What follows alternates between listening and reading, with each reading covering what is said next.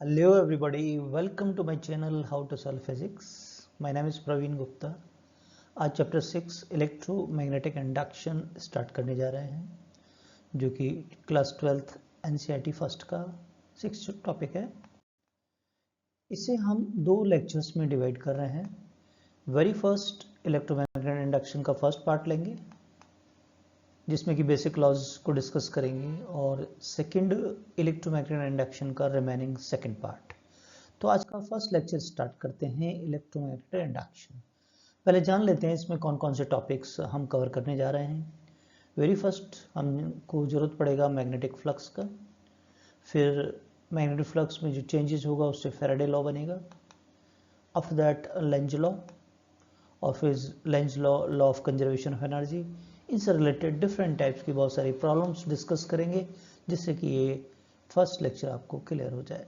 तो चलिए स्टार्ट करते हैं इलेक्ट्रोमैग्नेटिक इंडक्शन का फर्स्ट पार्ट, जिसमें लेते हैं सबसे पहले मैग्नेटिक फ्लक्स। मैग्नेटिक फ्लक्स होता क्या है? बिल्कुल इलेक्ट्रिक फ्लक्स की तरह। Magnetic flux linked with any surface, सबसे पहले किसी सरफेस से रिलेटेड होगा, किसी एरिया से रिलेटेड होगा, is defined as the total number of magnetic lines of forces that passes through that surface। उस सरफेस से निकलने वाली total magnetic lines of forces जो होती हैं, मैग्नेटिक लाइन ऑफ फोर्सेस, वो क्वांटिटी क्या कहलाती है? मैग्नेटिक फ्लक्स कहलाती है। मान लीजिए इस सरफेस की हम बात करें, वो ये है, ये मैग्नेटिक फील्ड जो पास ऑन हो रहा है इसमें से। एरिया वेक्टर हमेशा perpendicular to the surface and towards the observer, right. मान लीजिए एरिया वेक्टर जो कि सरफेस के परपेंडिकुलर है, मैग्नेटिक फील्ड के साथ थीटा एंगल सबटेंड कर रहा है, राइट। ये कंपोनेंट्स हम कुछ ले लेंगे, जरूरत पड़ेगी हमें। अब देखिए, अगर इस थीटा के साथ कंपोनेंट लें बी का, इसमें से पास होने वाली लाइन चाहिए मुझे तो वो होगा बी कॉस थीटा, और ये हॉरिजॉन्टल लाइन तो बी साइन थीटा। तो ये तो कोई इस एरिया से पास नहीं होगी इस डायरेक्शन में, तो ये तो सब बी साइन थीटा हो गई। जो भी लाइंस होंगी बी की, कौन सा कंपोनेंट? केवल बी कॉस थीटा, जो इस यूनिट एरिया से पास होगा, केवल एक पॉइंट से। तो टोटल एरिया अगर इसका ए है, उससे पास कितना होगा? B cos theta multiply by A, right. यही कहलाता है according to the definition flux, जिसे फाई से रिप्रेजेंट करते हैं। यानी फाई हो गया बी ए कॉस थीटा। इसको वेक्टर में रिप्रेजेंट करें तो बी डॉट ए कह सकते हैं अपन। इलेक्ट्रिक फ्लक्स याद करके दिखाओ क्या था? E dot A, right. अब ये मैग्नेटिक फ्लक्स क्या है? स्केलर क्वांटिटी, स्केलर प्रोडक्ट होता है। ऐसा यूनिट की बात करें तो इसकी यूनिट होती है वेबर या tesla multiply by metre square. Tesla तो बी का हो गया, ए का मीटर स्क्वायर हो गया। तो शॉर्ट में लिखते हैं weber tesla metre square. CGS unit इसका होता है मैक्सवेल। किसका? मैग्नेटिक फ्लक्स का। 1 मैक्सवेल में 10⁻⁸ वेबर के बराबर होता है। मैग्नेटिक फ्लक्स एसोसिएट होता है नॉर्मल इससे पास ऑन होने वाला मैग्नेटिक फ्लक्स होता है per unit area. Magnetic flux per unit area is called the magnetic field. Flux density और स्ट्रेंथ और मैग्नेटिक फील्ड और मैग्नेटिक इंडक्शन क्या? Magnetic flux per unit area 5 में ए का डिवाइड कर दें, और यदि हम नॉर्मली बात करें तो थीटा ए बी अगर नॉर्मली हो तो थीटा 0 हो गया ना, तो cos 0 तो 1 हो गया, तो ए का डिवाइड किया तो magnetic flux per unit area क्या कहलाता है? Magnetic flux density. क्या कहलाता है? मैग्नेटिक फ्लक्स डेंसिटी या स्ट्रेंथ ऑफ मैग्नेटिक फील्ड, या इसे मैग्नेटिक इंडक्शन भी कहते हैं। पिछले चैप्टर में देखा था मैग्नेटिक इंडक्शन को हम, कि टोटल लाइन ऑफ फोर्सेस किसी क्रॉस सेक्शन एरिया से नॉर्मली जो पास हो रही हैं वो क्या कहलाता है? मैग्नेटिक इंडक्शन भी कहलाता है। तो न्यूमेरिकल्स में बहुत सारे नाम, डिफरेंट नाम की जरूरत पड़ती है। मैग्नेटिक फ्लक्स डेंसिटी कह देते हैं, कभी स्ट्रेंथ ऑफ मैग्नेटिक फील्ड कह देते हैं, कभी मैग्नेटिक इंडक्शन। तो क्लियर है यहाँ तक बात? अब मैग्नेटिक फ्लक्स को क्वेश्चन में अप्लाई करके देखते हैं पहले तो, फिर आगे चलेंगे, क्योंकि ये इंपॉर्टेंट रोल प्ले करेगा इंडक्शन के अंदर ईएमएफ को डिजाइन करने में। तो पहले इसे समझेंगे क्वेश्चन पॉइंट ऑफ व्यू से। वेरी फर्स्ट क्वेश्चन आपके पास है कि क्यूब को कंसिडर कीजिए जिसकी की हर एक साइड ए है, यूनिफॉर्म मैग्नेटिक फील्ड बी में रखा है। अब इसके बहुत सारे सरफेसेस हैं, ये क्यूब है जो सर बताया, बी है perpendicular to the face F J K G, F J K जी, इसके परपेंडिकुलर है आपका मैग्नेटिक फील्ड, कुछ इस तरीके से, है ना। यानी इस सरफेस से परपेंडिकुलर निकलेगा और इस वाले सरफेस में एंटर करेगा, राइट। अब क्वेश्चन के बहुत सारे पार्ट है। पहला part E F G H, कहाँ है E F G H? E F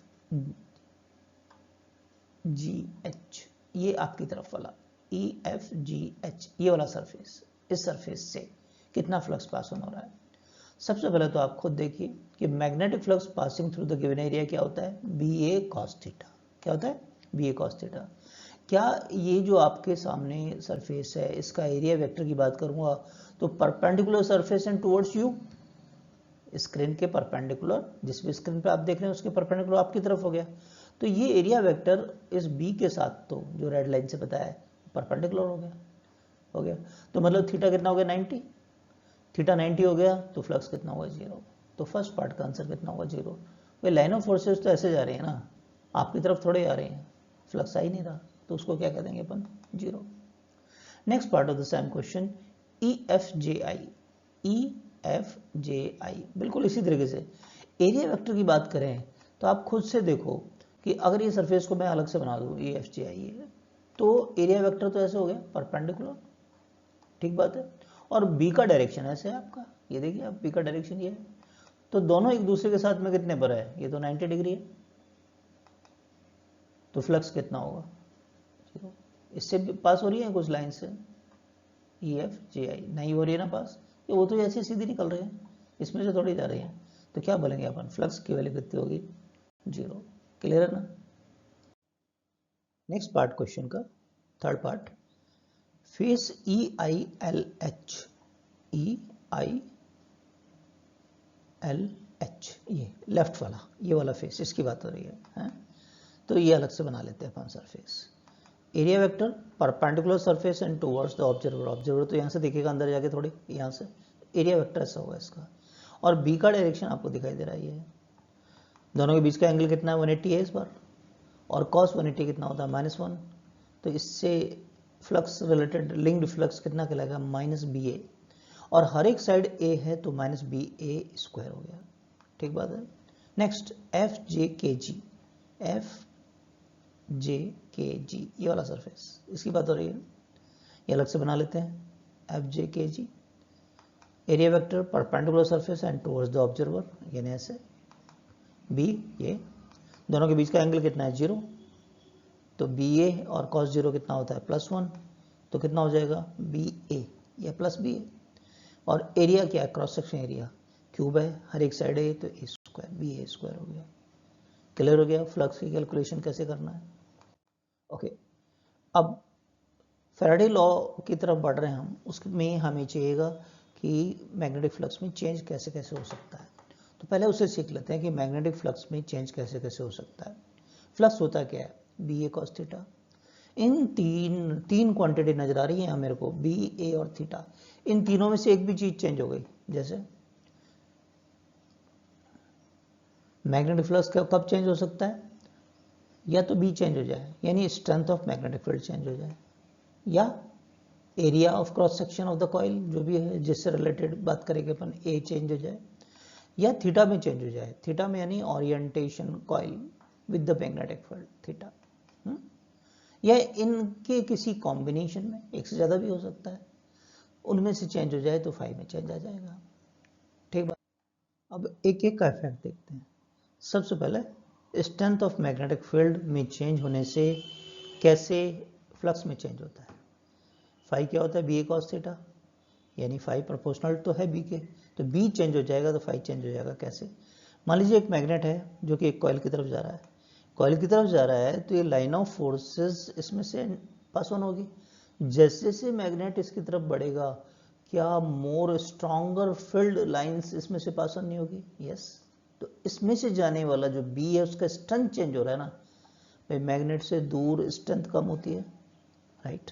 जैसे जैसे मैग्नेटिक पोल के पास जाएंगे स्ट्रेंथ बढ़ती जाएगी, ये पोल इसके पास जा रहा है तो मोर स्ट्रॉन्गर फील्ड इसमें से पास ऑन हो रहा है, तो हम कहते हैं फाई चेंज हो रहा है।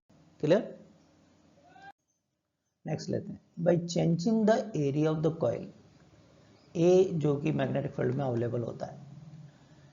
अब area of the loop magnetic field में चेंज होगा तो फ्लक्स में चेंज होगा। कैसे?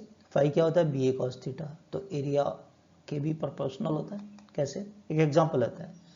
मान लीजिए ये inward perpendicular the screen magnetic field है। अब जो कॉइल है हमारे पास में ये है। अब इस कॉइल को मैं मूव करवाऊं तो इसमें जो अवेलेबल एरिया होगा मैग्नेटिक फील्ड के अंदर वो चेंज होता जाएगा। कैसे? देखना, ये मूव करा रहे हैं तो एरिया ऑफ क्रॉस सेक्शन बढ़ता हुआ जा रहा है ना इस मैग्नेटिक फील्ड के अंदर। यस, तो ए में चेंज हो रहा है तो फ्लक्स में चेंज हो रहा है, यानी ज़्यादा एरिया से मैग्नेटिक लाइन ऑफ फोर्सेस पास हो गई। शुरू में केवल इतनी सी हो रही थी, फिर बढ़ता भी जा रही है ना। तो हम कहते हैं कि एरिया, इसमें जो अवेलेबल एरिया है वो चेंज हो रहा है, तो इसलिए फ्लक्स में चेंज होता है। ठीक बात है। Next, by changing the orientation का क्या मतलब है? फाई चेंज होगा relative orientation of the loop with the B के साथ में एरिया वेक्टर जो एंगल बनाता है। मान लीजिए मैग्नेटिक फील्ड है और हमारे पास ये कॉइल है। अगर इसकी मैं बात करूं तो ये रोटेट करे तो क्या जो एरिया वेक्टर है, एरिया वेक्टर यानी परपेंडिकुलर सरफेस, क्या बी के साथ जो थीटा चेंज नहीं होगा? यस, ये थीटा चेंज होगा। तो हम कहते हैं बी के साथ रिलेटिव ये एंगल जो है एरिया वेक्टर का अगर चेंज हो रहा है, इसका ओरिएंटेशन चेंज हो रहा है, तो फ्लक्स में चेंजेस हो रहा है। क्यों? थीटा चेंज होने पे cos theta change, cos theta change होने पे फ्लक्स चेंज। ठीक बात है ना। चलिए, हमने फ्लक्स के बारे में जाना क्या होता है, बी ए कॉस थीटा। हमने ये भी जाना कि फ्लक्स में चेंजेस कैसे हो सकता है। अब फैराडे लॉ पर आ जाते हैं। फैराडे लॉ कहता है कि whenever there is a change in magnetic flux linked with the circuit यानी कॉइल, तो फिर एक ईएमएफ इंड्यूस होता है। सर्किट हमारा क्लोज हो तो करंट भी जनरेट हो जाती है, उसको इंड्यूस करंट कह देंगे। लेकिन ये उतने टाइम तक रहेगा जब तक कि फ्लक्स में चेंजेस होगा। अब यहाँ एग्जांपल लेते हैं। एक मैग्नेट है आपके पास में और दो कॉइल्स के बीच में रखे हुए हैं, राइट। अब ये मूवमेंट कराया, जैसे ही मूवमेंट कराते हैं तो सर्किट में एक करंट इंड्यूस हो जाती है। क्यों? अभी थोड़ी देर पहले देखा था, नॉर्थ पोल को पास में लेके आ रहे हैं तो मोर स्ट्रॉन्गर फील्ड लाइन इसमें से पास हो रही है तो फ्लक्स में चेंज होता है। तो एक ईएमएफ पूरे सर्किट में, कहीं कोई सेल नहीं नजर आ रहा है आपको, सर्किट नहीं नजर आ रहा है आपको, तो इसका मतलब क्या है यहाँ पर कि सेल नहीं है, सेल के कारण करंट फ्लो होती है, लेकिन करंट इसमें फ्लो क्यों हुई? केवल मैग्नेटिक फ्लक्स में चेंज हुआ, उससे एक ईएमएफ बन गया, ये सोर्स ऑफ ईएमएफ बन गई है कॉइल। दूसरे केस में देखें, साउथ पोल को तो यहाँ लेके आ रहे हैं अपन, तो भी कोई दिक्कत नहीं है, मैग्नेटिक पोल्स तो आ रहा है तो इससे रिलेटेड फ्लक्स में तो चेंज आएगा, है ना। तो इसमें करंट फ्लो होता है। करंट क्यों फ्लो हो रहा है कि ईएमएफ जनरेट हो जाता है। This is Faraday's laws of EMI first. Fine, second law पे आते हैं। Magnitude of induced EMF is directly proportional to the rate of change of magnetic flux. अब ये तो देख लिया हमने कि एक ईएमएफ जनरेट हो जाता है। अब ये इसका जो मैग्नीट्यूड होता है इंड्यूस ईएमएफ, वो डायरेक्टली प्रोपोर्शनल होता है time rate of change of, ठीक है। माइनस का मीनिंग अलग है, इसको अलग से अपन देखेंगे, जो लेंज लॉ के अंदर हम डिस्कस कर लेंगे इस बात को। माइनस क्या होता है, वैसे आप जानते हैं कि ये कॉज ऑफ ओरिजिन जो है, जिस वजह से जनरेट हो रहा है उसको अपोज करता है, तो इसका डायरेक्शन अपोजिट होता है अप्लाइड की डायरेक्शन के। इंड्यूस ईएमएफ की डायरेक्शन क्या होती है? अप्लाइड के अपोजिट होती है, कंजर्वेशन ऑफ एनर्जी से रिलेटेड है, इसलिए माइनस लगाते हैं। अगर हम इंड्यूस करंट के एक्सप्रेशन की बात करें तो ओम्स लॉ लगा दिया, E/R voltage difference divided by resistance, तो ये हो गया -1/R d∅dt। ठीक बात है। एक्सप्रेशन ऑफ चार्ज की बात करें, जिसको इंड्यूस चार्ज भी कह देते हैं कई बार, भाई I क्या होता है? dq/dt, ये रिलेशन ऐसा लिखा, तो dq हो गया मेरे पास -d∅/R, तो q को मैं लिख सकता हूँ -ΔΦ/R। Okay, final minus initial, minus का मल्टीप्लाई करेंगे तो initial flux minus final flux divided by R। ठीक बात है। अब यहाँ एक इंपॉर्टेंट बात है, कई बार एमसीक्यू टाइप के क्वेश्चन में पूछा जाता है कि induce EMF induce current induced during which there is change in magnetic flux, ये टाइम डिपेंडेंट होते हैं। आपका ईएमएफ टाइम पर डिपेंड कर रहा है, कितने टाइम के दौरान फ्लक्स में चेंज हो रहा है। करंट टाइम पर डिपेंड कर रही है। लेकिन इंड्यूस चार्ज है, क्या टाइम डिपेंडेंट है? टाइम का कोई फंक्शन आ रहा है? नहीं, but induce charge is independent of the time interval. ठीक है, टाइम रेज टू पावर 0, कई बार एमसीक्यू में पूछा गया है ये। क्लियर है थी बात? अब फैराडे लॉ ऑफ ईएमआई पर क्वेश्चंस देख लेते हैं। Application is more important. Fine, very first question है, flux linkage of a loop या कॉइल से रिलेटेड है, T square plus 2t weber, weber unit है इसका। First part of the question, find induced EMF at t equal to 2 second, 2 equal to 2 second पर EMF पूछा है। E क्या है? Minus D five by D T. ठीक है, five की वैल्यू रख दें, टी स्क्वायर प्लस 2, इसको करो डिफ्रेंशिएट, क्या टी स्क्वायर का 2t, 2t का 2 आ जाएगा। अब आपको 2 सेकेंड पर पूछा है, इंस्टेंटेनियस पूछा है, तो t इक्वल टू 2 रख दीजिए, जहाँ भी t आ रहा है यहाँ 2 रख दें अपन, तो E क्या आ जाएगा? माइनस का 6 वोल्ट। क्लियर है? Second part of the question, if resistance of the loop is 2 ohm, find induce current at 2। तो E तो 2 पे निकाल लिया हमने, माइनस 6 आया था, है ना? तो यहाँ मैग्नीट्यूड की बात कर रहे हैं अपन करंट की, है ना? करंट के केस में माइनस प्लस डायरेक्शन दिखाता है केवल, 6/2, तो मैग्नीट्यूड ऑफ करंट कितना हो जाएगा? 3 ampere. Clear? Third part of the question, find induced charge during the time interval 0 to 3 second. 0 to 3 second के दौरान चार्ज कितना इंड्यूस हुआ? फ्लक्स लिंकेज कितना था? T square plus 2t। T equal to 0 पर कितना था? 0 रख दो तो 0। फाइनली फ्लक्स की बात करें, टी इक्वल टू 3 रख दें यहाँ पर, जहाँ भी टी आ रहा है, 3 स्क्वायर 2 इंटू 3, 9 प्लस 6 15 वेबर। अब इंड्यूस चार्ज इस टाइम इंटरवल के दौरान, फॉर्मूला ये था हमारे पास में, तो क्यू आ गया मेरे पास -7.5 कूलम। फाइन, क्लियर हो गया question. Next question, coil of radius small R और रेजिस्टेंस कैपिटल आर, ये स्क्रीन पे जो नजर आ रहा है, placed perpendicular to the uniform magnetic field. Uniform magnetic field अभी इसके परपेंडिकुलर रख दिया। First part of the question, यदि कॉइल को 90 डिग्री से टर्न कर दें, यानी परपेंडिकुलर स्क्रीन कर दें, तो induce average EMF and flow of charge पूछा आपसे। सबसे पहले इनिशियली फ्लक्स बी ए, देखिए एरिया वेक्टर परपेंडिकुलर स्क्रीन आपकी तरफ है, बी भी आपकी तरफ है यहाँ पर, तो 0 डिग्री होगा, तो बी हो गया। फाइनली जैसे इसको टर्न करके 90 कर देंगे आप, तो एरिया वेक्टर तो पैरेलल टू स्क्रीन हो जाएगा, और बी है परपेंडिकुलर स्क्रीन, तो 90 डिग्री है, तो फ्लक्स कितना हो गया? 0, है ना? तो इंड्यूस ईएमएफ क्या होता है? Minus D five D T, ऐसे लिख सकते हैं अपन। तो फाइनल माइनस इनिशियल, माइनस से मल्टीप्लाई करेंगे तो क्या आएगा? Initial minus final. ठीक है, वैल्यू रख दो, बी ए माइनस 0/t, तो ईएमएफ कितना आ गया? B A by T. Clear है इतना?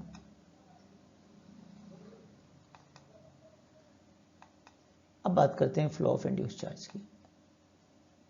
क्यू क्या देखा था? Minus delta Q by R, या 5i minus 5f by are, शुरू में बी ए माइनस 0/r। तो इंड्यूस चार्ज या flow of charge B A by R हमारे पास हो गया। एरिया की बात करें तो वो पाई आर स्क्वायर हो जाएगा। क्यों? इसकी रेडियस क्या दे रखी थी? आर। क्लियर है ये वाला part. Second part of the same question, आप इसको रोटेट कराते जा रहे हैं। अगर आप 180 डिग्री करा दें टी टाइम के अंदर, 180 डिग्री बस टर्न कर दिया आपने, इसका फेस है उसको टर्न कर दिया लाइक दैट, है ना? तो इनिशियली फ्लक्स तो कितना? बी है, बाद में 180 तो माइनस बी हो गया, cos 180 माइनस बी होता है ना? तो इंड्यूस ईएमएफ की बात करें तो minus D five by D T, 5i minus 5f/t। Pause करके खुद करके देखो, फर्स्ट पार्ट की तरह है क्वेश्चन के, तो क्या ये आ जाएगा? Twice B A by T. ठीक बात है ना? और एरिया कितना? Pi R square. Induce charge की बात कर लेते हैं, ये फ्लो ऑफ चार्ज की। अब खुद वैल्यू रखो, 5i कितना? बी ए, ये माइनस बी ए, तो ये हो गया twice B A by R. Area कितना होगा इसका सर्कल का? Pi R square. तो कितना हो जाएगा 2b pi r square by r। Clear है। Third part, if the direction of field is reversed in the time t, आप कह रहे हैं इस फील्ड की डायरेक्शन को रिवर्स कर दें। Find induce average EMF in flow of charge, यानी डॉट की जगह क्रॉस हो जाए एक तरीके से, इसको उल्टा कर दें। अभी तो स्क्रीन के परपेंडिकुलर आपकी तरफ आ रही है, आपसे और स्क्रीन की तरफ चली जाए, यही तो मतलब हो गया टी टाइम के दौरान। तो पहले तो बी ए कॉस 0 है, अब एरिया वेक्टर चेंज नहीं होगा, लेकिन बी पीछे चला गया तो भी 180 डिग्री होगा, माइनस बी हो गया। तो इंड्यूस ईएमएफ अब वैल्यू रखो इसके अंदर, पहले भी किया आपने, ये था फॉर्मूला। क्या twice B A by T आ जाएगा, और एरिया की वैल्यू कितना है पाई आर स्क्वायर, तो this is twice B pi square by T. Clear हो गया इतना। अब आ जाइए फ्लो ऑफ इंड्यूस चार्ज पर, बिल्कुल उसी तरीके से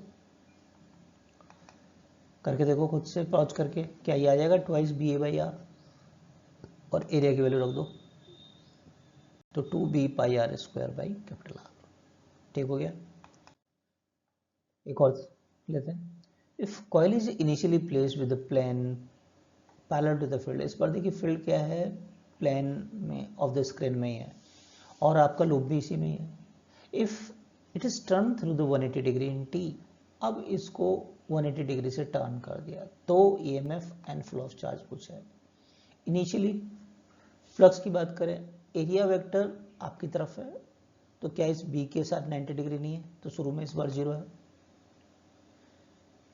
इसको टर्न करके बस लूप को टर्न कर दिया है ना, उल्टा कर दिया, फेस को चेंज कर दिया, तो भी आपका एरिया वेक्टर तो बी के साथ 90 बनाएगा। ठीक बात है ना। तो इस बार तो दोनों ही फ्लक्स में कोई चेंज ही नहीं हुआ, पहले भी 0 था बाद में भी 0 है, तो ईएमएफ इंड्यूस नहीं होगा, करंट भी इंड्यूस नहीं होगा। मैथमेटिकली दिखा सकते हैं आप ऐसे। ठीक बात है ना।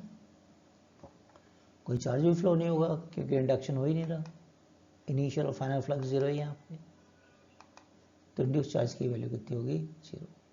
क्लियर हो गया। अब आते हैं लेंज लॉ।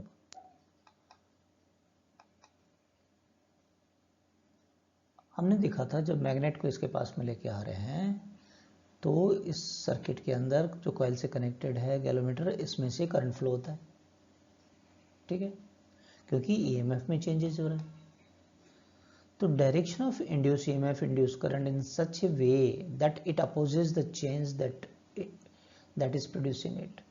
ये इसमें जो भी चेंज को प्रोड्यूस कर रहा है, ध्यान दीजिएगा, जो भी इसमें जो चेंज लेकर आ रहा है उसको अपोज करने की कोशिश करती है, इस तरीके से करंट प्रोड्यूस होगी। तो समझने वाली बात यहाँ पर यह है, इसका एग्जांपल लें अपन कि if the current is induced due to the motion of the magnet, then the induced current in the coil set itself to stop the motion of the magnet. North pole इस तरफ आ रहा था, तो इसमें current ऐसे flow होती है कि इसके सामने या नॉर्थ पोल बने, क्योंकि इसको अपोज करना चाहता है, नॉर्थ को रिपेल करेगा। तो ये देखिए एन बना हुआ है इसके अंदर, ये नॉर्थ पोल जैसा बन रहा है, करंट ऐसे फ्लो हो गई इसमें है। अब ध्यान दीजिएगा, ये साउथ पोल इधर आ रहा है, ठीक है, इंड्यूस हो रहा था, पहले हमने देखा था। अब ये डायरेक्शन ऐसे ही क्यों फ्लो हो रही है, इसमें अपोजिट क्यों फ्लो हो रही है, क्लॉकवाइज ही क्यों फ्लो हो रही है। इसमें साउथ पोल इसकी तरफ आ रहा है, साउथ पोल इधर आ रहा है, तो इसमें करंट ऐसे इंड्यूस होगी कि साउथ का अपने पास आने का विरोध करे। कब विरोध करेगा, यहाँ साउथ बने, साउथ बनेगा तो साउथ की तरह से, कैसे, तो ये साउथ की तरह से करंट फ्लो होगी, यानी क्लॉकवाइज डायरेक्शन में फ्लो होगी, जिससे कि इसको अपोज करे, है ना।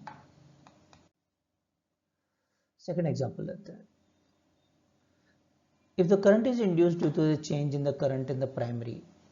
अभी तो मैग्नेट को हमने मूवमेंट कराया था इसमें कि प्राइमरी में करंट को हम चेंज कराएंगे, कुछ ऐसा है।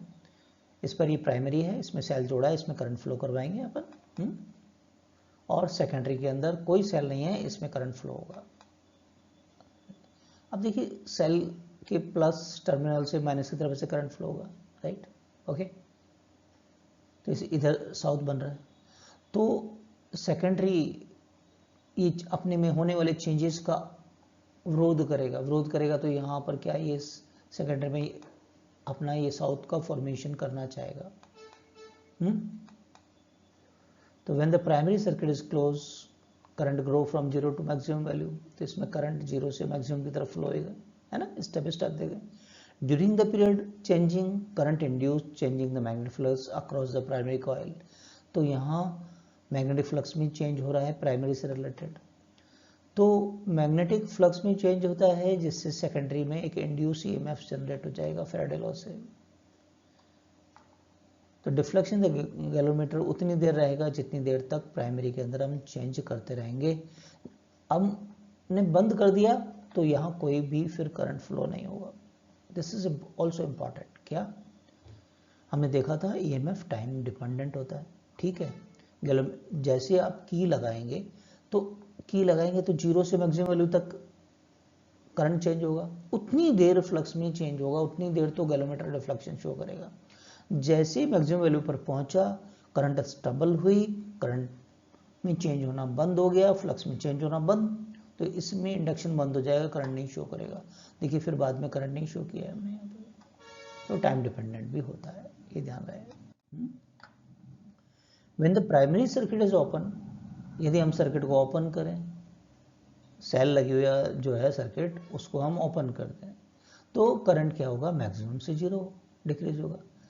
तो during the period changing current induce the changing magnetic flux across the primary, तो प्राइमरी में फ्लक्स में चेंज होगा, चेंज हुआ ना, तो changing magnetic flux across the secondary coil, ये फ्लक्स सेकेंडरी जो सामने रखी है उसमें भी मैक्सिमम से 0 तक फ्लक्स में डिक्रीज होगा यानी चेंज होगा, तो एक ईएमएफ इंड्यूस होगा और पहले के केस में अपोजिट डायरेक्शन में गैलोमीटर से करंट फ्लो होगा। फाइन, क्लियर है ये वाली बात। तो ये बता रहा है कि उतने टाइम के दौरान होता है। फर्स्ट लेंज लॉ में पहले एग्जांपल में हमने देखा कि अपोज करता है, यानी जिस वजह से मैग्नेट का नॉर्थ पोल आ रहा है तो नॉर्थ जैसा बन जाएगा, ठीक है। सेकेंड हमने देखा कि जितनी देर तक फ्लक्स में चेंज हो रहा है, जितनी देर तक करंट ग्रो कर रही है 0 से मैक्सिमम या मैक्सिमम से 0, उतनी देर तक सेकेंडरी के गैलोमीटर में डिफ्लेक्शन आएगा, उसके बाद नहीं आएगा, यानी टाइम डिपेंडेंट होता है। क्लियर। अब ये जो लेंज लॉ होता है ये law of conservation of energy का दूसरा फॉर्म होता है। हमने क्या देखा था लेंज लॉ में कि induce EMF opposes the change that produces it, जो इसको प्रोड्यूस करता है उसका चेंज को अपोज करता है। It is the opposition against which we perform the mechanical work in causing the change in magnetic flux. मतलब जैसे हम मैग्नेटिक नॉर्थ पोल को यानी मैग्नेट को कॉइल के पास में ला रहे हैं, तो क्या मैकेनिकल वर्क कर रहे हैं? यस। तो हमने देखा था कि सामने वाली कॉइल के पास वाली जगह पर नॉर्थ पोल जनरेट हो रहा है, फिर करंट फ्लो होने लग जाती है ना। तो वो करंट जो फ्लो हो रही है वो नॉर्थ पोल बना रहा है वहां पे, तो नॉर्थ आपके मैग्नेट के पास आने को अपोज कर रही है, मैकेनिकल वर्क को अपोज कर रही है।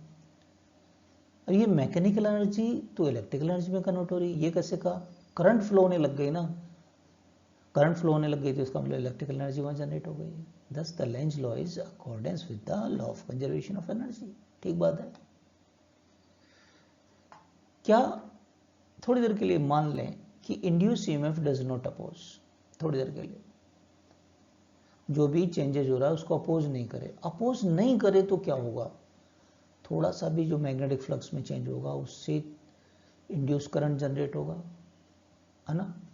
उससे फ्लक्स जो चेंज होगा वो फ्लक्स थोड़ा सा करंट को और बढ़ाएगा, और वो करंट ईएमएफ बढ़ेगा तो करंट और बढ़ता हुआ चला जाएगा। इसका मतलब तो एनर्जी बढ़ती हुई चली जाएगी। ये तो वायलेशन हो गया, है ना, लॉ ऑफ कंजर्वेशन एनर्जी का। तो the contradiction is not true कि अपोज नहीं करता। यस, इट अपोजेस, बस उतना ही जितना कि एक बार चेंज हुआ, जितना भी मैकेनिकल एनर्जी है उसको इलेक्ट्रिकल एनर्जी में चेंज कर दिया। ऐसा नहीं है कि वो अपोज नहीं करे, अपोज नहीं करेगा तो वो एनर्जी फिर बढ़ती हुई चली जाएगी और ये तो वायलेशन हो जाएगा, राइट। तो Lenz law opposes the any changes that produces the induced EMF. Fine. अब इस पर बेस्ड क्वेश्चंस देख लेते हैं। First question, for each scenario determine the direction of induced current in conducting wire loop. पहला पार्ट, ये loop है आपके सामने और ये मैग्नेटिक फील्ड है, ये मैग्नेटिक फील्ड इंक्रीज हो रहा है। अब according to Lenz law induce current is in such a way it can decrease the magnetic field. भाई आपसे कहा बी इंक्रीज हो रहा है तो इसमें एक एस इस तरीके से करंट इंड्यूस होगा कि इस डॉट को डिक्रीज करे। भाई डॉट डिक्रीज कब होगा कि इंड्यूस करंट क्रॉस को जनरेट करे, यस और नो। क्रॉस को जनरेट करे, क्रॉस जैसा मैग्नेटिक फील्ड जनरेट करे, उसके लिए कर्ल कीजिए अपने फिंगर्स को, थंब को स्क्रीन के अंदर की तरफ जाने के लिए। क्या करंट का डायरेक्शन ऐसा होगा क्लॉकवाइज डायरेक्शन में, यस और नो। तो क्लॉकवाइज डायरेक्शन में करंट इंड्यूस होगा तभी क्रॉस बनेगा ना। तो इंड्यूस करंट का डायरेक्शन क्या हो गया हमारा, क्लॉकवाइज। क्लियर है। सेकेंड पार्ट क्वेश्चन का, आपके पास एक लूप है और मैग्नेटिक फील्ड है क्रॉस, परपेंडिकुलर स्क्रीन है इनवर्ड, और ये बी डिक्रीज हो रहा है। हम जानते हैं according to Lenz law induce current इस तरीके से प्रोड्यूस होगा कि बी को के डिक्रीज का अवरोध करेगा। अवरोध करेगा तो इसको बढ़ाना चाहेगा, क्रॉस मैग्नेटिक फील्ड को इंक्रीज करना चाहेगा। क्रॉस इंक्रीज कब होगा, जब क्रॉस ही जनरेट हो। क्रॉस जनरेट होने के लिए इंड्यूस करंट का डायरेक्शन क्या क्लॉकवाइज होगा, क्लॉकवाइज होगा। आप कर्ल कीजिए फिंगर्स को, थंब रखो इंड्यूस करंट के डायरेक्शन में, देखो ऐसा क्रॉस बन रहा नहीं बन रहा, फिंगर्स अंदर जा रही नहीं जा रही राइट हैंड की, यस। तो इसमें इंड्यूस करंट का डायरेक्शन इसमें भी कैसा होगा, क्लॉकवाइज। क्लियर है इतना, और समझिए और पक्का कीजिए। ये लूप आपके पास, ये मैग्नेटिक फील्ड, बी बहुत ज़्यादा है लेकिन कांस्टेंट है, चेंज नहीं हो रहा। इंटरेस्टिंग, सब कुछ कहानी स्टार्ट होती है मैग्नेटिक फ्लक्स के चेंज से। यहाँ पे लेंज लॉ की बात आएगी तो वो तो अपोज करेगा चेंज इन मैग्नेटिक फ्लक्स का, लेकिन देयर इज नथिंग चेंज, यहाँ कुछ चेंज हो ही नहीं रहा। एरिया कांस्टेंट है, बी कांस्टेंट है, ठीक है। तो कोई भी करंट इसमें इंड्यूस नहीं होगा, ठीक बात है। Fourth part of the same question, ये लूप आपका मैग्नेटिक लाइन ऑफ फोर्सेस ऐसे हैं और ये बढ़ती हुई जा रही हैं। देखिए बी ऑल्दो इंक्रीज हो रहा है लेकिन एरिया वेक्टर बी के साथ हमेशा 90 डिग्री होगा, होगा नहीं होगा। तो magnetic flux passing through the loop तो कितना है, 0। फ्लक्स इसमें से पास ही नहीं हो रहा, इससे जाने वाले फ्लक्स में चेंज होगा तब ईएमएफ, तब करंट की बात आएगी। फ्लक्स ही 0 है आपका, ठीक बात है। तो ईएमएफ कितना होगा, चेंज है। तो other word, no magnetic flux passes through the loop, there is no induced EMF and no induced current। Clear है ये वाली बात। क्वेश्चन का फिफ्थ पार्ट, ये लूप आपके पास magnetic lines of forces screen पर और डाउनवर्ड आ रही हैं, डिक्रीज हो रही है। आप खुद बताओ, दोबारा वही सिचुएशन है कि आपके एरिया वेक्टर तो 90 डिग्री पर है, तो फ्लक्स क्या है, 0। तो इंड्यूस ईएमएफ कितना है, 0। तो क्या कोई इंड्यूस करंट होगी, नहीं होगी। इंड्यूस करंट की वैल्यू कितनी होगी, 0। नेक्स्ट पार्ट क्वेश्चन का, ये लूप आपका मैग्नेटिक फील्ड इस पर देखो चेंज होगा, क्यों, ये क्रॉस मार्क है बी, ये इंक्रीज हो रहा है। तो इसमें इंड्यूस करंट इस तरीके से होगा कि बी को डिक्रीज करे। बी डिक्रीज कब होगा, जब यहाँ डॉट जैसा मैग्नेटिक फील्ड जनरेट कर दे, डॉट जैसा मैग्नेटिक फील्ड जनरेट कर दे इंड्यूस करंट। वो कब होगी, जब एंटी क्लॉकवाइज डायरेक्शन में करंट इंड्यूस होगा, यस और नो। कर्ल कीजिए फिंगर को, है ना, थंब को रखिए, डॉट अंदर की तरफ बनेगा, यानी इसमें कैसे इंड्यूस करंट की डायरेक्शन क्या हो जाएगी, एंटी क्लॉकवाइज डायरेक्शन में। क्लियर हो गया सबको।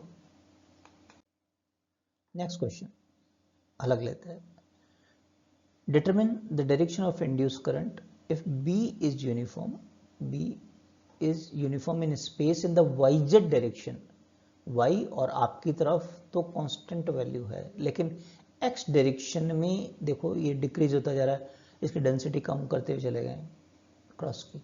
B decreases as X increases, B कम होता हुआ जा रहा है। जब रेक्टेंगुलर लूप को मूव करें इन फॉलोइंग डायरेक्शन, यानी सेकंड के भी 6 पार्ट है क्वेश्चन के यहाँ पर, वन बाय वन लेते हैं। लूप का मोशन लेफ्ट साइड में हो रहा है, लूप का मोशन लेफ्ट साइड में होगा तो क्या जो क्रॉस मार्क जो है आपका मैग्नेटिक फील्ड, देखिए इस डायरेक्शन के अंदर बात करें लेफ्टवर्ड, लेफ्ट यानी इस तरफ जा रहा है, लूप इधर जा रहा है तो डेंसिटी क्रॉस की बढ़ती हुई जा रही है ना, तो क्रॉस इंक्रीज हो रहा है लूप के अंदर। तो लेंज लॉ से इंड्यूस करंट का डायरेक्शन ऐसे होगा कि इसको डिक्रीज करे, क्रॉस को डिक्रीज करे। क्रॉस डिक्रीज होने के लिए इसमें डॉट का जनरेशन करेगा एक तरीके से, है ना, डॉट का जनरेशन होने के लिए क्या करंट का डायरेक्शन ऐसा एंटी क्लॉक का डायरेक्शन में होना चाहिए, वही राइट हैंड रूल करके देखो, है। तो ये एंटी क्लॉक डायरेक्शन के अंदर आपका करंट का इंडक्शन हो जाएगा अगर लेफ्ट साइड में लूप मूवमेंट करेगा। क्लियर है। Next part of the question, loop यदि राइट साइड में चले, राइट साइड में जाएगा तो क्रॉस वाली जो डेंसिटी है वो कम होती हुई जा रही है। तो लेंज लॉ क्या कहता है कि इस बात का अपोज कब होगा, जब इसको बढ़ाए, इंक्रीज करे क्रॉस को। इंक्रीज करने के लिए यहाँ इंड्यूस करंट ऐसे फ्लो होगी ताकि क्रॉस जैसा मैग्नेटिक फील्ड जनरेट हो, है ना। क्रॉस जैसा मैग्नेटिक फील्ड यहाँ जनरेट करने के लिए क्या क्लॉकवाइज डायरेक्शन में होगा, खुद से देखो, क्लॉकवाइज डायरेक्शन में करंट का डायरेक्शन ये हो जाएगा। क्लियर हुआ है क्वेश्चन। नेक्स्ट पार्ट क्वेश्चन का कि लूप का मोशन अप और डाउन हो। यहाँ अप का मतलब ये हो गया, इस देखिए स्क्रीन पर ही वाई डायरेक्शन में इसको मूव कर रहा हूँ और इस लूप को बाहर लेके आ रहा हूँ। डाउन तो नीचे माइनस वाई डायरेक्शन में लेके आऊँ और मैग्नेटिक फील्ड से बाहर, तो दोनों केसेस में अमाउंट ऑफ मैग्नेटिक फील्ड है वो कम हो रहा है, क्रॉस वाला अप एंड डाउन दोनों केसेस में ऑक्यूपाइड बाय द लूप जो मैग्नेटिक फील्ड है वो डिक्रीज होगा। तो करंट ऐसे फ्लो होगी कि क्रॉस जैसा जनरेट करे, इस अमाउंट में जो डिक्रीज हो रहा है उसको अपोज करे, है ना। यानी इसमें करंट ऐसे इंड्यूस होगी कि वो क्रॉस जैसे मैग्नेटिक फील्ड को जनरेट कर दे इसके अंदर, और उसके लिए करंट कैसा फ्लो होना चाहिए, क्लॉकवाइज, राइट हैंड फिंगर्स को कर्ल कीजिए, है ना। इसमें एक चीज़ का ध्यान रखना क्वेश्चन में कि ये हम लेके चल रहे हैं कि ये फील्ड से बाहर आ रहा है, ऊपर जा रहा है, नीचे आ रहा है, ये फील्ड के अंदर ही रहे अप और डाउन के दौरान थोड़ा सा ही, तो कुछ भी नहीं चेंज आएगा, उस केस में जीरो होगा, ये ध्यान देना। तो क्वेश्चन की बारीकियों पे ध्यान देना। नेक्स्ट, लूप मोशन इन और आउट। अब देखिए यानी जेड डायरेक्शन में आप इन और आपकी तरफ लेके आ रहे हैं आप, ये तो इनफिनाइट लाइन लेंथ की लाइंस मान के चलते हैं अपन, तो यहाँ इस बार कोई भी चेंजेस नहीं होगा, इन और आउट जा रहा है मैग्नेटिक फील्ड, तो लूप के एरिया में जो मैग्नेटिक फील्ड ऑक्यूपाइड है वो तो कांस्टेंट है जेड डायरेक्शन के अंदर, है ना। तो फैराडे लॉ से फ्लक्स में कोई चेंजेस नहीं आ रहा तो ईएमएफ तो इंड्यूस ही नहीं होगा, ईएमएफ इंड्यूस नहीं होगा तो करंट भी इंड्यूस नहीं होगा। क्लियर। फिर लेंज लॉ से इंड्यूस करंट को भी हम जीरो बोलेंगे। नेक्स्ट टाइप का क्वेश्चन लेते हैं, B uniform but only in the region, जितना रीजन में देखिए थोड़ा पार्ट ये बाहर है इस पर, है ना। Beyond the region B is approximately zero, इसके बाहर यहाँ पर ये जीरो है। As the loop is pulled out, इसको बाहर बाहर निकाल रहे हैं। Determine the direction of induce current, तो इंड्यूस करंट का डायरेक्शन। फिर हमसे साथ ही साथ पूछा है do the answer is same as the loop is pushed into the field, other अंदर की तरफ लेके जाएं तो भी क्या डायरेक्शन वही रहेगी, देख लेते हैं अपन। फर्स्ट पार्ट ले लेते हैं कि इसको राइट वर्ड हम मूव करा रहे हैं, पुल आउट कर रहे हैं, बाहर निकाल रहे हैं। बाहर निकालेंगे तो हम देख सकते हैं डॉट जो मैग्नेटिक फील्ड इसने जितना भी ऑक्यूपाई किया है उसकी वैल्यू कम होती हुई चली जाएगी, डिक्रीज होगी।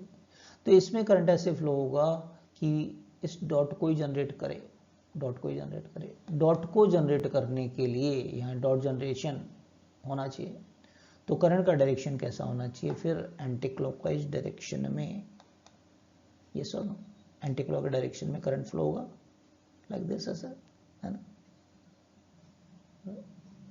क्लियर है वाली बात?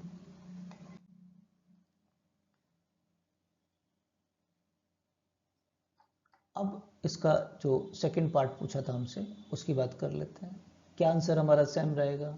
थर्ड का ही सेकंड पार्ट की बात हो रही है यहाँ पर कि लूप का मोशन लेफ्ट साइड में करें हम, यानी पुश्ड इनटू, तो अब ये amount of magnetic field occupied by the loop है वो इंक्रीज होगा, इस बार डॉट इंक्रीज होगा। तो लेंस लॉ से बस ये तो इस चीज को अपोज करता है जो भी काम हो रहा है, तो इस डॉट को डिक्रीज करना चाहेगा करंट। इसके लिए क्रॉस जैसा मैग्नेटिक फील्ड जनरेट करने वाला इंड्यूस करंट होना चाहिए।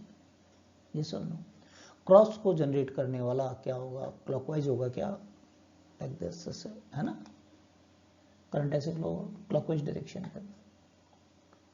क्लियर है बात? नेक्स्ट क्वेश्चन पे आते हैं। North pole is moving towards the conducting loop with a constant speed. Determine the direction of the induced current. Magnet है जिसका नॉर्थ पोल इसकी तरफ आ रहा है कांस्टेंट स्पीड के साथ में। तो आप देख सकते हैं स्ट्रेंथ ऑफ मैग्नेटिक फील्ड है वो इंक्रीज होगा इसके अंदर, है ना?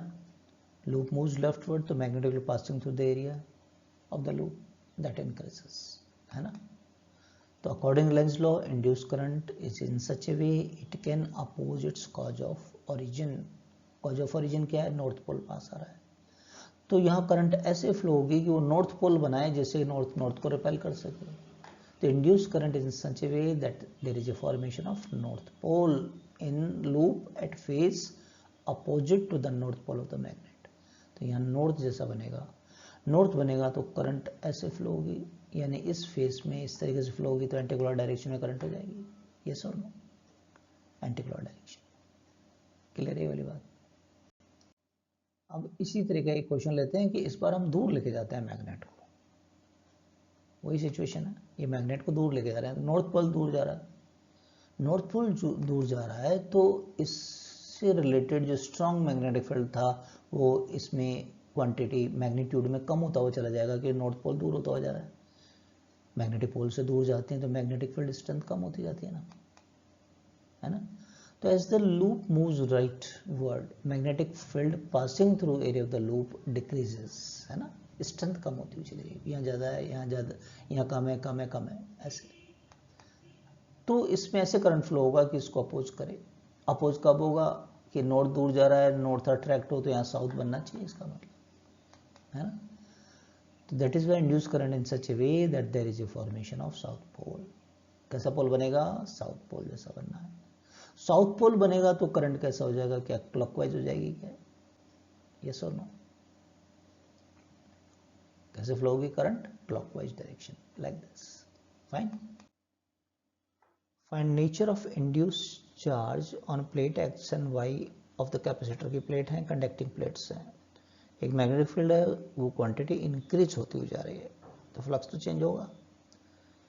क्रॉस इंक्रीज हो रहा है इस लूप के अंदर, तो लेंज लॉ ये कहता है कि करंट ऐसे इंड्यूस होगी कि इस इंक्रीज ऑफ द क्रॉस को डिक्रीज करे। क्रॉस को डिक्रीज होने करने के लिए वो करंट डॉट जैसा क्या मैग्नेटिक फील्ड जनरेट करेगी, डॉट जैसा। और इसके लिए क्या करंट एंटी क्लॉक डायरेक्शन के अंदर फ्लो होनी चाहिए या क्लॉकवाइज होनी चाहिए? एंटी क्लॉकवाइज होनी चाहिए। आप खुद करके देखो, कर्ल करके देखो फिंगर्स को। यस। लेकिन यहाँ चार्ज की बात हो रही है, डायरेक्शन ऑफ करंट की बात नहीं हो रही थी। Direction of current is opposite to the flow of electron. Electron के अपोजिट होता है करंट, तो हम मानते हैं, वास्तव में तो इलेक्ट्रॉन फ्लो होते हैं। अगर आपका करंट, ध्यान दीजिए, एंटी क्लॉक डायरेक्शन में है तो इसका मतलब इलेक्ट्रॉन आपके क्या हैं? क्लॉकवाइज डायरेक्शन में रोटेट करेंगे। क्लॉकवाइज डायरेक्शन में मूव कर रहे हैं, इसका मतलब वाई से इलेक्ट्रॉन निकल रहे हैं, वाई से निकलेंगे, डेफिशिएंसी हो जाएगी, प्लस आ जाएगा, और एक्स पर जाकर इकट्ठे हो जाएंगे, यानी वो नेगेटिव आ जाएगा। हाँ या ना? For this there is a deficiency of electron on the plate Y. Y पर इलेक्ट्रॉन की डेफिशिएंसी हो गई तो प्लस आ गया, ऐसे नहीं चल रहे हैं इलेक्ट्रॉन, और एक्स पर पहुंच रहे हैं तो x getting a negative induce charge. Clear? Clear हो गया ये? नेक्स्ट, इसका सेकंड पार्ट इलेक्ट्रोमैग्नेटिक एक्शन का नेक्स्ट लेक्चर में लेंगे। इसमें हम क्या डिस्कस करेंगे, मोशनल EMI, यानी कि किसी कंडक्टर के ट्रांसलेशनल मोशन हो, रोटेशनल हो, पीरियोडिक मोशन हो, उससे EMI कैसे होता है, इलेक्ट्रोमैग्नेटिक इंडक्शन कैसे होता है।